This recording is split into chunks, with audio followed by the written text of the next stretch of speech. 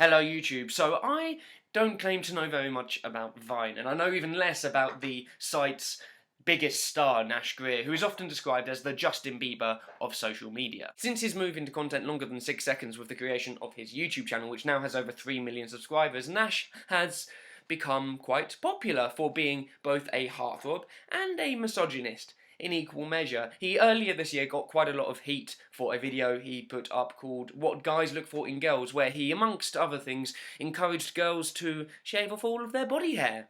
'Cause, ew, body hair. Gross. Young Mr. Grier has waded into controversy again this week after a Vine video surfaced of him implying that HIV is a gay thing and also using the somewhat derogatory term fag. I'm sure you've seen it already, but take a look. Testing for HIV? It's not a gay thing. Yes, it is! Fag!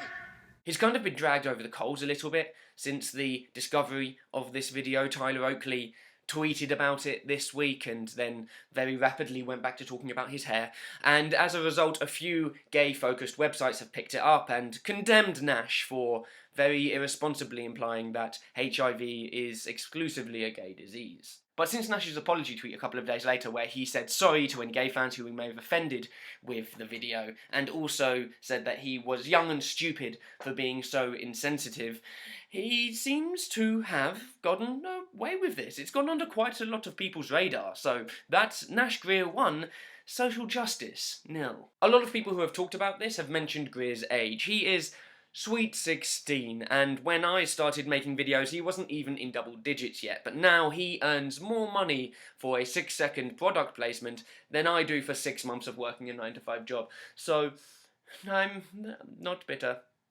Not bitter. At 16 we all did and said stupid things. I was a regular partaker in cow tipping at that age, but the point is that we all said things and used words that we didn't really understand the gravitas of, and we held opinions that we would soon cast off in adulthood. And I think this is what is happening with Grier, but he has the equivalent of a small country following him, and that country is made up of a majority are young and impressionable teenagers as well, and here lieth the issue. Similarly to his What Guys Look For in Girls video, I don't think Nash really understands what he's implying in the 3 seconds that he's actually on screen in this Vine.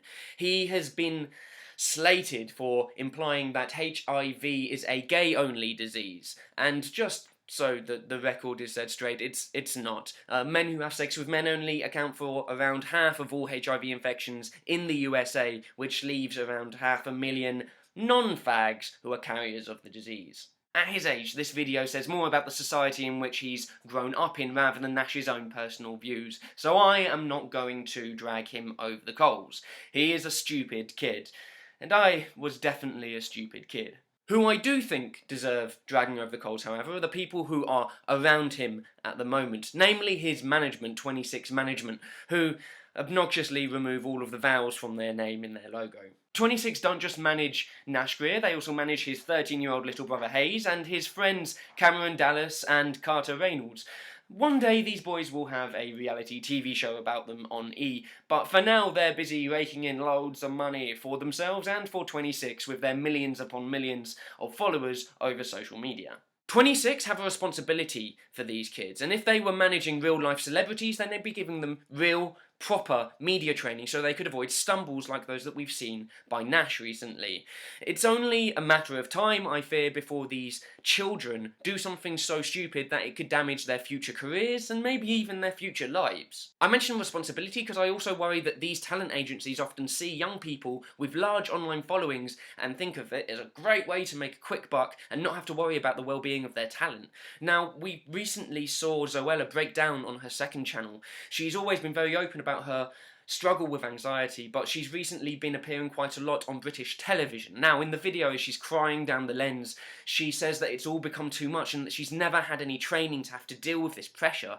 And that, to me, that does not seem fair. These talent agencies need to start looking after the young people that they represent before one of them does something stupid that ruins their future, or before one of them has a serious breakdown. YouTubers are not seasoned professionals. Many of them do it as a full-time job now, but most started as talking to their webcams in their bedrooms, and you can't go from that to the This Morning sofa in a heartbeat without being told how to deal with it. So what do you think? Do you think that a 16-year-old on the internet like Nash Grier should be held responsible for his actions online? Or do you agree with me and think that it's the management that should be making sure that these kids know how to comport themselves properly? Obviously, leave me comments below, and like the video if you liked it, dislike it if you didn't like it, and I'll talk to you guys downstairs.